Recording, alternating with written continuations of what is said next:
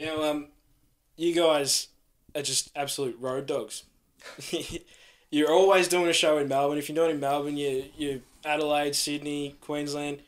How do you keep up with it all? We don't. Look at us. I look haggard right now. Thanks for the makeup, by the way. Yeah, I'm 22, but I'm pushing 45. Look, you got to do it. I mean, at some stage in your career, I guess, if you can call it a career, I mean, it's a bit of a hobby, I guess, more than anything as well. You sort of get to the stage where you go, oh, I'm sick of playing Melbourne. Like, I want to play elsewhere, and the whole adventure comes into it. So we're not sick of it at all. Yeah, sure, like we get a bit narky with each other and stuff, as I'm sure all bands do, regardless of whether they're flying first class in jets and they've been doing it for years, or whether they're just doing it in the back of the van like we are. You stink. You fucking never eat properly.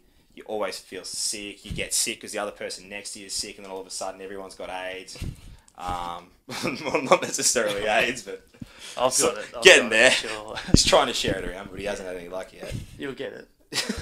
Don't you worry about that. But yeah, we feel like we've got so much more to see as well. Like going up to Queensland, and these guys having to do that drive. 21 hours straight driving. We're just really lucky that when we get up there, there's people that come to see us, and we wouldn't do it otherwise. And knowing that that's there, and knowing that we can actually build on that as well, it gives us more motivation to go again. And we can't wait to get back on the road. Like every time we come back, as fucked as we are, it's like, when can we go again? Yeah, and you just find a way of lifting. Like that big drive to Queensland, we got there, we were exhausted. We had no right to play. Like we were dead. But you realise you got 40 minutes to give these people everything you got. And you just do it. You just get up there and do it, and then just sleep later. It's like a second wind after you've done it as well. Like you actually feel better after you've played, even though you've just put out so much energy than you did when you actually arrived at the gig and you saw how cool everything was. Like you've just done it, you've given them what you wanted, and you're getting that feedback and you get that response, and it's like, yes, here we go.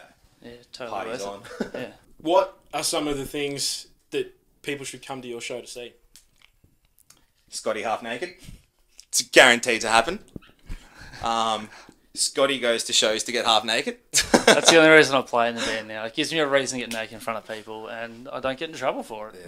Like if I do it at the park, then I get in trouble. There's been times. Look, on a serious note though, I said the S word. You did. Said the S word in a Hard Rock Show interview. That means you've got a drink. And Anyway. Yeah. So all jokes aside. Seriously. Fucking idiot. I don't know. I feel like even though we are, with those bands that we mentioned before, we're doing similar things, we've got a similar sound. We pride ourselves on that energy that we give on stage. And I don't know if there's that many other bands that can give the same sort of on-stage show that we can. Sure, there's plenty of bands that have got great energy and stuff, but it all gets channeled in a different way. And I think our music is enhanced by the way that we are on stage as well. So I think for people to actually come and see us as opposed to just listen to us, they get the whole package, because we're a live band before we're a CD band. Like we would much rather play in front of 100,000 people than sell 10,000 records. We want that people to actually have that involvement, have that engagement with us, and we feed off it just as much.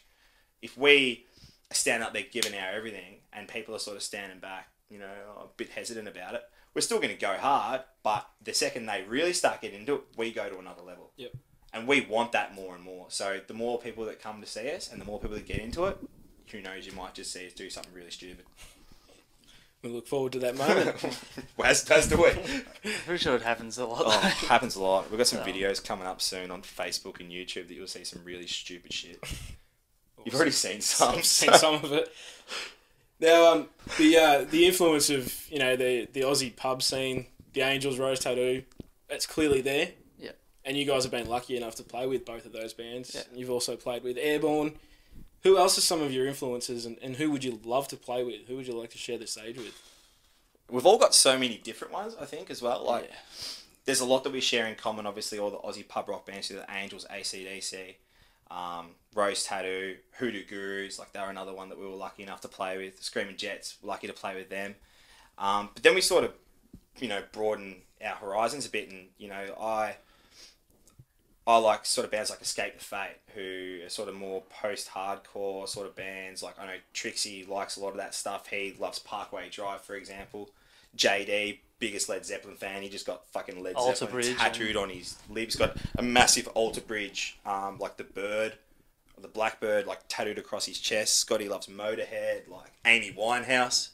She's a babe. So. Scotty's probably got the most random CD collection of all of us. That's probably true, yeah. But yeah, like, to other bands to play with, I mean, all the big ones, like, if Guns N' Roses were still Guns N' Roses, I'd still play with Axl and band. Just like The Darkness. The Darkness, man, that's Motorhead. one we all share in common. Motorhead, Led Zeppelin, obviously AC/DC would be the pinnacle for us. Kiss, another really good band that we're really into. Def Leppard, mate, we could honestly go on all day. Yeah. Everyone. We just play with anyone that wants to play with us. We'll play. If you guys want a gig with the Deep End, help us out. Give us some money. That's it. Well, we don't really care about the money. Just bring your fans for us to steal. That's cool.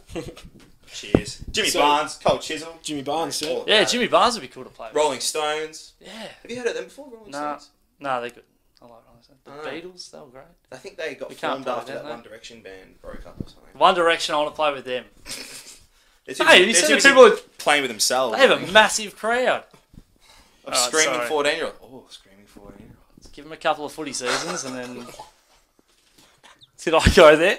I did. Do you want to hold this? I think I did it. So, mate, how do you want to finish this interview off? Quickly. Is it getting really hot in here? Yeah. You can learn how to hold this again. So you spoke about all the different influences that you guys have as a band. Does that ever come into play or even complicate the songwriting process when you're putting together the next Deep End recording? I wouldn't say it complicates it. It definitely makes it interesting. It expands it though. I reckon it's kind of cool because we all sort of do in a sense a bit of a share of the songwriting. Like every now and then someone will come up with a riff, and that's how 99% of our songs start. Just with a riff, goes to rehearsal. Guys, what do you reckon of this? And then we build around it. I don't think Trixie's unfortunately, and it's not unfortunately because it's kind of cool actually. Trixie's come to a rehearsal without a riff that's not in drop D, and that's because that's his style. Like that's a lot of the stuff that he listens to, and even when you turn it up to standard tuning, which is what we've sort of always been about, it still sounds really cool. And a lot of his stuff has sort of transformed into Deep End songs. And yeah, everyone, like Jazz is more punchy probably on guitar. Scotty's a bit more laid back, sort of sits in it a bit. Even JD plays a lot of guitar as well. So everyone's got that different sort of influence. And I guess probably Trixie's bass playing is probably the best example of how different of an influence he can put on the final sound, because I personally don't think that there's any rock band or just straight up rock and roll band that has a bass player that plays like he does. Because he's just doing so much and it just fits in so tightly. Well, we hope anyways. It's not just the straight playing with whatever, in the key that it's happening. It's so different. And he can play on one leg with his bass under his leg. Yeah, and he does stupid shit like that. And try to pick up people. And wears a bum bag every now and then. And a balaclava. Or a balaclava show. Just drinks more goon than I've seen anyone ever be able to handle. And just yells into the mic a lot. Has a Mighty Boosh tattoo. It's pretty cool. Interesting bloke. Oh, man. Come and meet him. That's one reason why you should come to our show. You don't need any more reason. Just come meet Trixie. He's just a freak. It's funny. He's loose. Good guy. We're answering your questions with 2 or 3 answers. That's good. I like that. Makes my job easy. That's sweet. Halves the questions you have to answer. That's right. I'm glad you said that, Dale, because... So you had an EP come out less than 4 months ago, or just on 4 months ago? Yep. What's next? Album. Update. Yeah, Deep End album. So Our first. Yeah, definitely a lot of hard work going into this one, because we're sort of seeing where we're going, and we think to make the next big step for us, we want to become an international touring band. We don't think that we can do it without the backing of an album. Yeah. You got to sell a product, don't you? Really? Yeah, you got to be going for a reason. Basically, it's going to be all new original stuff. We're working night and day at the moment, writing these songs. Actually going pretty well.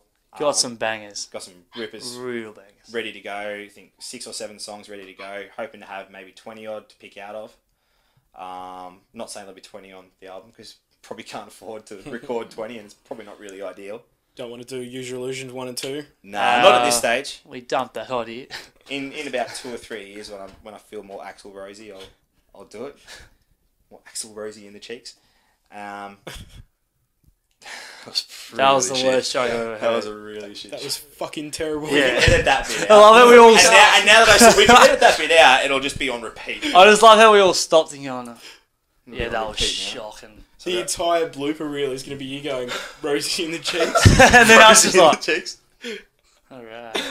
But we're looking at starting that, September, October? Maybe even earlier. Maybe earlier. Yeah, you don't know. I just knew this. Just He found doesn't it. know about this yet. Inform me, Dal. How are we about going this with this album? I'm just calling a band meeting right now. Guys in the band, you have to watch this interview. This is the meeting. This is what happens. We're telling you what's going on. We're going to actually attempt, and I say attempt now because we're still working on it, have a single and a music video with the single to go before the album's released. And then have the album out hopefully around about November. So we'll be in the recording studio well and truly before then. Want to give ourselves a fair bit of time. The last couple have been a bit more rushed. To us, over time, it's kind of shown. We sort of sit there and at first we love it, and we still love them now, but after a while we start going, oh, fuck, I reckon we could have done that better. I reckon we could have done that better. At the end of the day, we're always going to be our own biggest critics. I guess you can't really escape that, but we're definitely going in this time a lot more prepared, a lot more time up our sleeves, and I'm really excited for people to start hearing some of these songs because it's going to stay pretty the same, but there's perks and twists and rosy cheeks here and there. A bit more, we're trying to evolve a bit, I suppose. Yeah, evolve again. Yeah, Definitely. try to... Alright, well that's about all we've got time for, so thanks for your time, guys. It's been a pleasure speaking to you. Thank you, It man. has Thanks been for fun, having us. hasn't it? It has. Real fun, real civilised. Very civilised. Yeah, didn't get out of control once. No. Alright, I hope you enjoyed that interview. I know that we enjoyed doing it, Yes, absolutely. and obviously we can't speak for the deep end, but I'm pretty sure that they had a ball doing it too. That was the vibe. Yeah. Now, the exciting part that you might have heard in that interview is that the boys are actually recording their first full-length album. Yep. And I know that we cannot wait for that. Both dying for it. If it's anything like their previous material, it's going to be awesome. Yep. But until then, until Next time. get out to see some gigs, Absolutely. buy the local music, Support it. support us, Yes, hopefully. but most importantly, drink up. Rock on.